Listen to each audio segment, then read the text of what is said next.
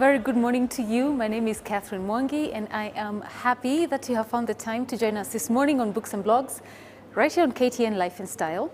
We want to thank the management of Tamarind Tree Hotel for giving us permission to film at this incredibly beautiful place.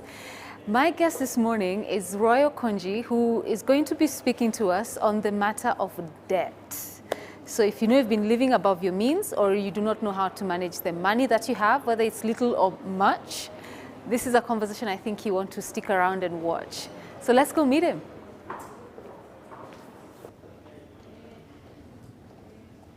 Good morning. Morning to you. How are you? Fine, thank you. Roy, welcome to the program. Thank you for having Talking me. about debt. Yes. Your gift is in talking about money. And those who are not using it well enough, so they get into debt. Yes, yes. Okay. Debt is here with us. Okay. Debt is here to stay. And it's a concept that society has not been talking about.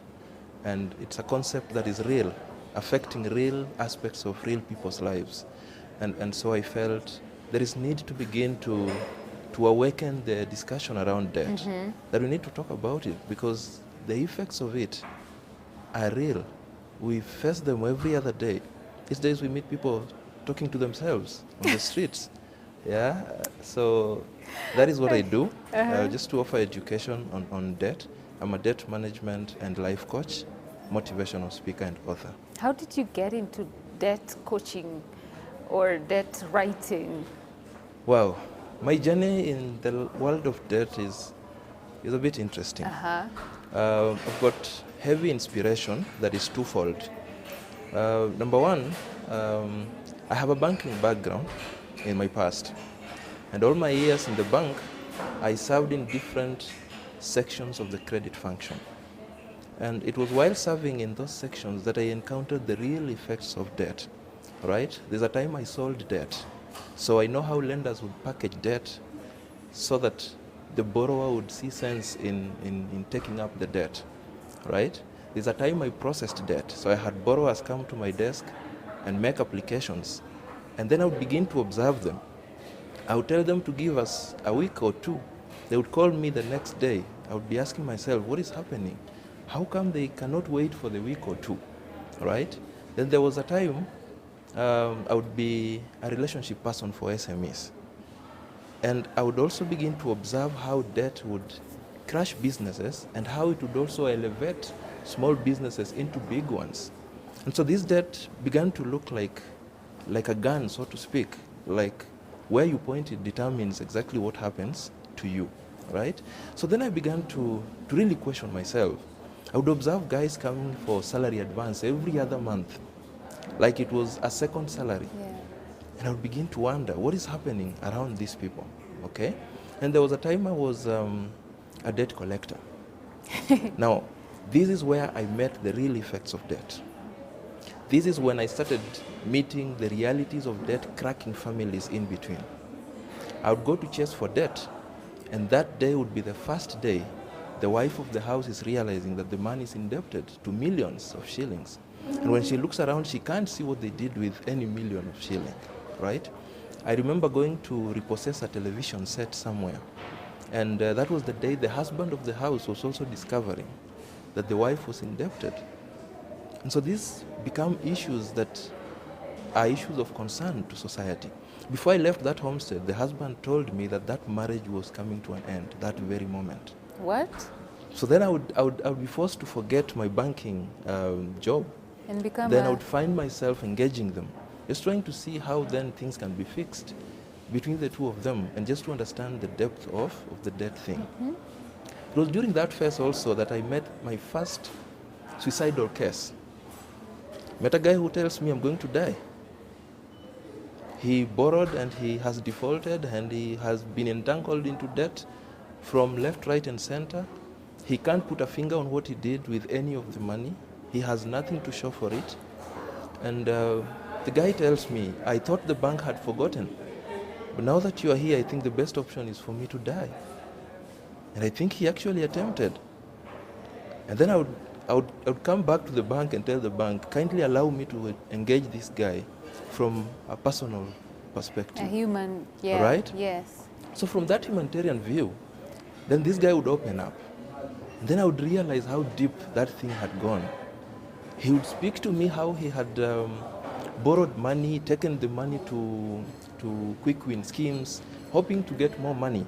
That never happened. How he had borrowed money to just eat. And during that time, he was depending solely on debt. All his income had been committed, the entire of it. Now no one is willing to lend to him anymore. And the banks are here calling. So suicide was the only option. Yes. And so that forms part of my inspiration. I would get so much disturbed, but I didn't know that I was preparing myself for some future journey, all right? That is part A of the inspiration. Mm-hmm. Part B of the inspiration is my own story, Uh-huh. all right? Because It's I've a had quite an personal story. encounter in the world of debt. When I got employed, no one taught me about money. And that is common in our African setting. We rarely speak about money. When I'm invited to speak to people, I like joking that we treat money like sex, all right? We don't want to talk about it. And the few who try to talk about money are comfortable saying that they don't have money. You know, it's easier to say sina pesa. Very easy, very, very easy, all right? Yeah. And sometimes I've argued that perhaps we need to change our money vocabulary. Because if you were money and someone has you, and this person needs to have a relationship with you, but they keep denying that they don't have you, then you would run away. Yeah, so perhaps our tendency of saying we don't have money Yes. every other time Yes. makes money run away from us, all right? So no one taught me about money. And so when I got into the job, I would use the notion that was available from my colleagues. They would tell me what to expect. But the first thing that I was told was that immediately I would be confirmed, I would get chance to borrow. Right? Wow. And this happens all over. Yes. And so I am working, but I'm being inspired by the fact that immediately I get confirmed, I You're will entitled borrow. to a loan, yeah. But I don't know borrow for what. Okay? So then I get confirmed. And pap, I borrow. You didn't even have a reason for it. I just borrow to furnish my house, just borrow to upgrade myself. You know, society has labeled bankers and certain people in certain professions in a particular way. Mm-hmm. So there are certain expectations. Yes. Right? And so when society is looking at me as this banker, they You were a already banker then? Yes. So they're looking at me and having certain expectations. Yes. Of right? where you need to live. Yes. What And you it, need to be and it was a driving. small town. No, Nairobi is sometimes even better because no one cares where you go after you leave work, right?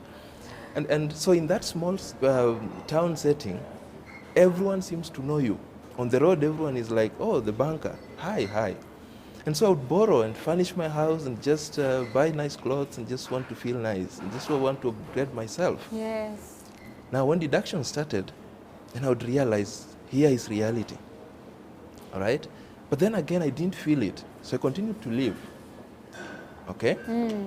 Now then I would realize that after another 6 months, I would qualify for a car loan. I needed a car so badly to bring the image where it Up to ought where to it have needs to been, be. right? And yes, I got the car, and I was this flashy guy, and I'm here, life is moving. Now I look like the banker, what society is expecting, all right? But I didn't know the damage I was getting myself into. So in a short while, then I realized that I'm not able to really meet my daily upkeep. So I'm beginning to borrow quietly, right? I would exhaust the available options formally. Then I would get introduced to Shylocks, Oh my goodness. right? So then, because you have to make ends meet, you have to bridge between where the money has ended and the next end month. And so I would begin to call guys and, hey, sort me out here. Yeah, I am in trouble. And they would begin to sort me out. So that would continue for a long time. That would be the norm. I would see all my colleagues doing so. And so I knew that is how people roll. Yes. But then, several years down the line, I think in 2013, something happened. In 2013, I had been transferred through several stations, and I was now in Nairobi. Nairobi is a hardship zone, all right? In what way? Financially. Uh-huh. if people are employed and they're earning the same amount, one earning the same amount in a village setting and another one earning the same amount in Nairobi, Well, yeah, there's a of big course, difference. yes. So if I was struggling in the village and now I've been brought in Nairobi at the Wow. same salary, you may want to imagine, Yes. right? So in 2013, in my Nairobi office, a G4S guy walks into my office with a gift pack, well wrapped. And so I didn't know what that was, right? So then I unwrap, I get a thank you card. Someone is thanking me for being one of their most valued customers. Someone is thanking me for being the most trustworthy borrower, right? And so, but the package is still heavy. That is just the bag, the card. So then I continued to unwrap. Then I found a trophy. All right? This one here. I treasure it so much because that is where my transformation began. That is when my antennas got up high. Instead of smiling that I was being recognized for being the trustworthy, most trustworthy borrower. yes, I began to ask myself, you mean you are being recognized for borrowing? And not just ordinary borrowing. This is expensive borrowing. And so now... And this was from a bank? No. This is from a Shylock. Do you know what it means for a Shylock to consider to award you? You know, for a Shylock, profit is key, isn't it? I don't know. You're teaching me about Shylocks. For them, profit is key. And these guys are tough, all right? They're tough? They're tough. They're mean-looking. Those are the descriptions of a Shylock. Okay. All right? You take money from them, you default, they are on your case. They want to repossess whatever it is they want to repossess. There is no security when you're taking the money? You see now, these guys love people in certain professions.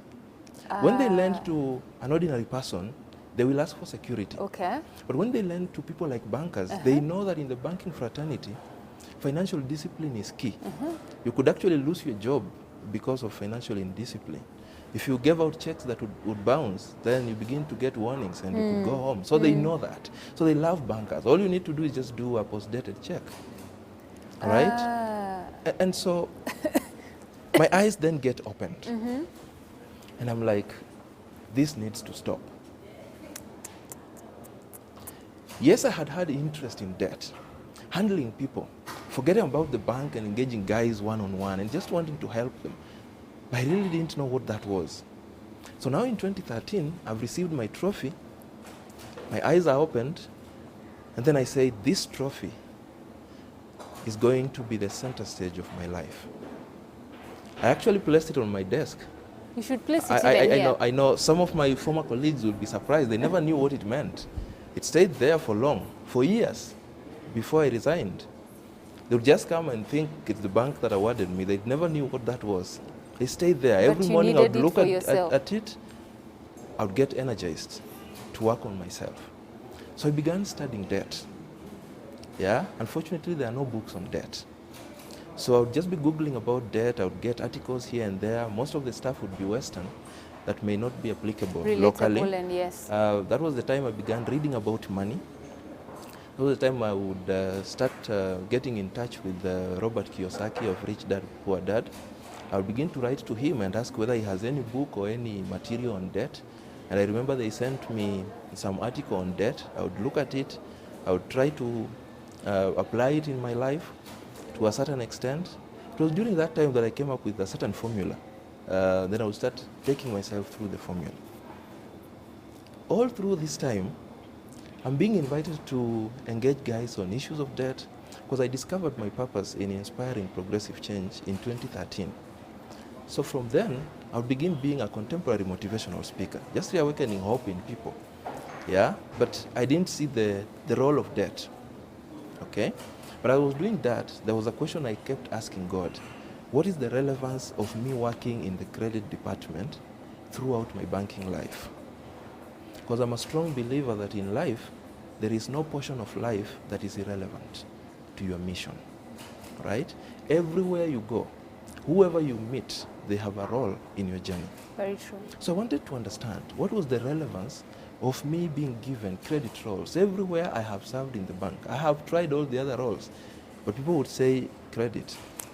All right? So then, much later, I'll begin to understand. Because I kept questioning myself, what is the role of this thing? So one day, in 2016 now, a friend of mine who runs a marriage enrichment platform invites me to engage couples on the effects of debt in marriage.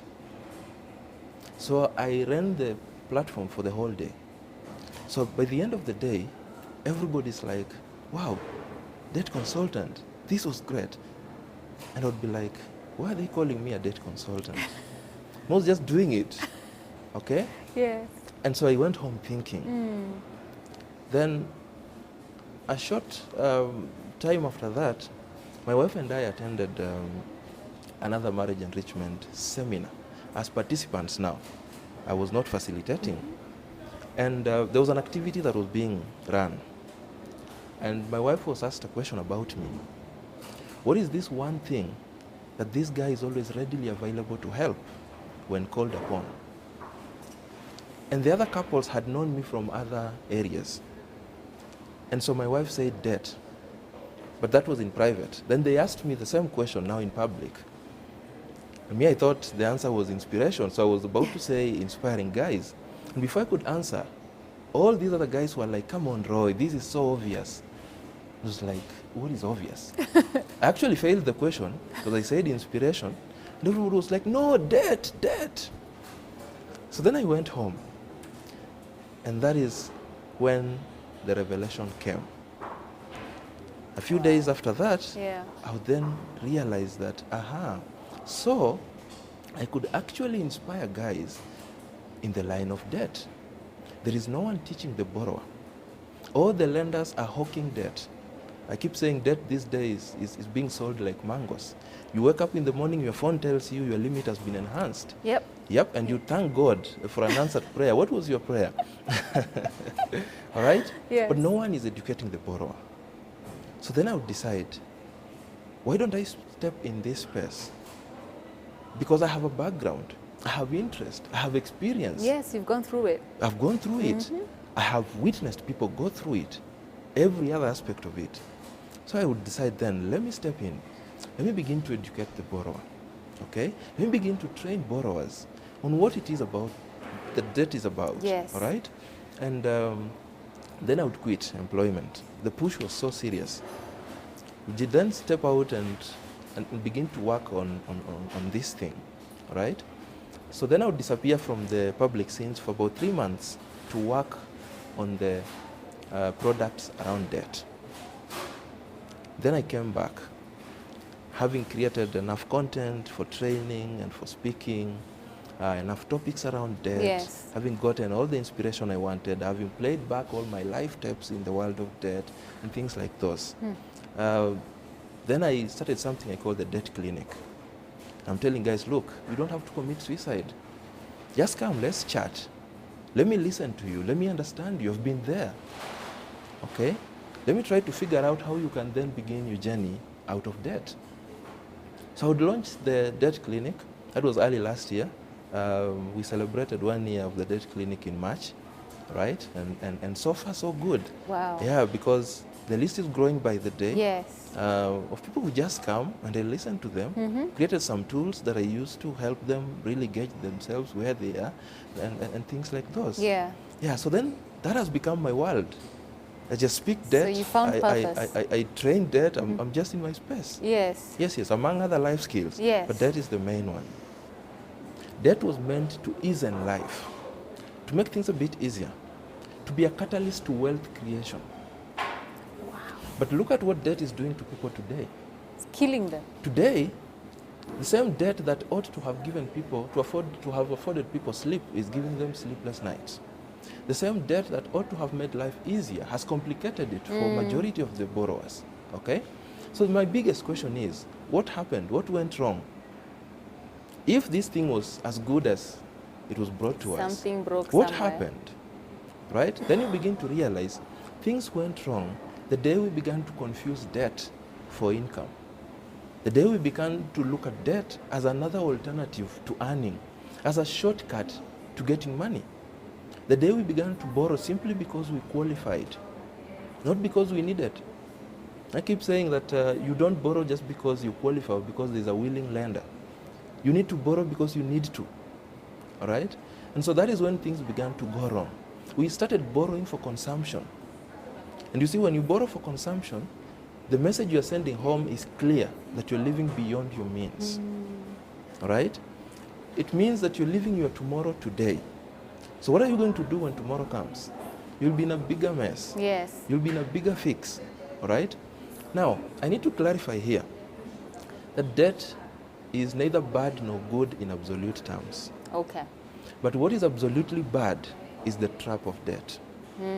When you get trapped in debt, that is when you begin to talk to yourself on the road. All right? Now, you see, the trap of debt has a way of affecting every aspect of life. There is a training I do, I call work-life balance. I call it work-life choices. And I divide life into 4 areas: your health, relationships, career, and finances. Now, the trap of debt has a way of eating into all these 4 aspects of life. And if you're not careful, then it could just render you a shell of a human being. All right? Yeah. Look at health. Health is mainly what you eat and exercise, diet and exercise, mainly. Now, when you're trapped in debt, needless to say, you're broke. Okay? Now, you will attend seminars on nutrition. They will teach you how to live a healthy life. You will write notes, you will nod. But when you get to your house, you face reality.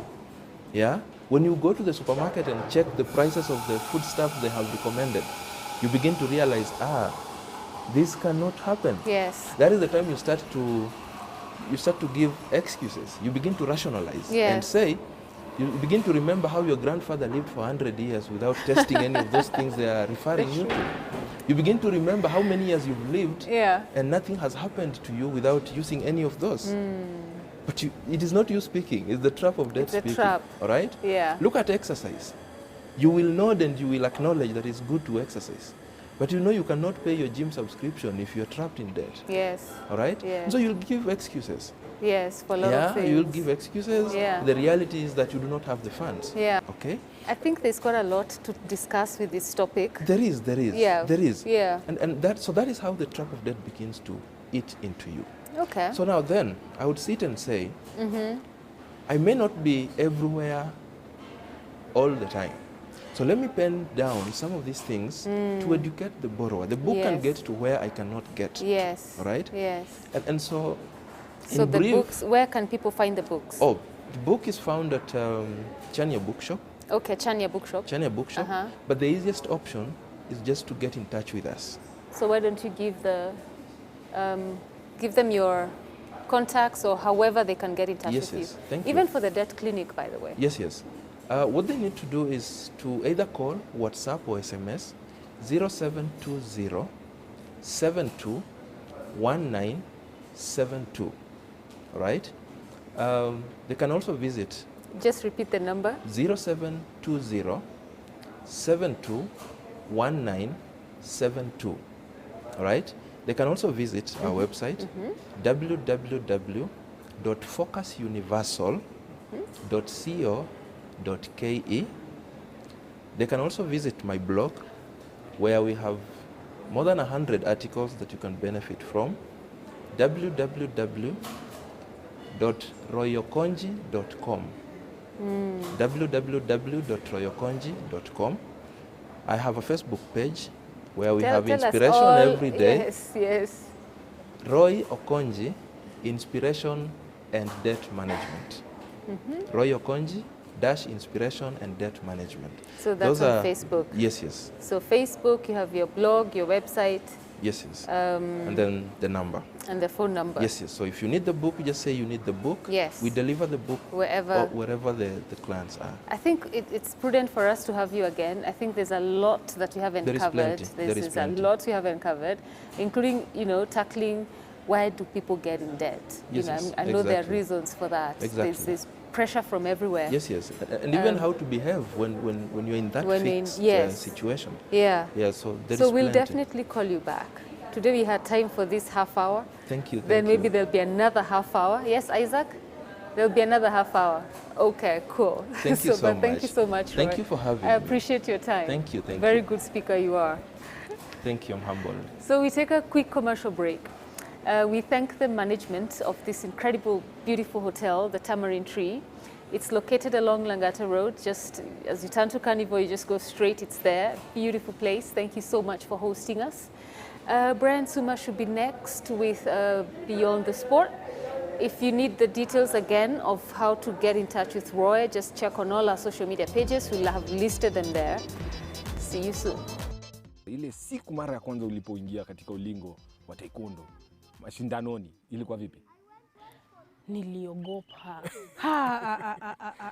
Niliogopa. Lakini unajua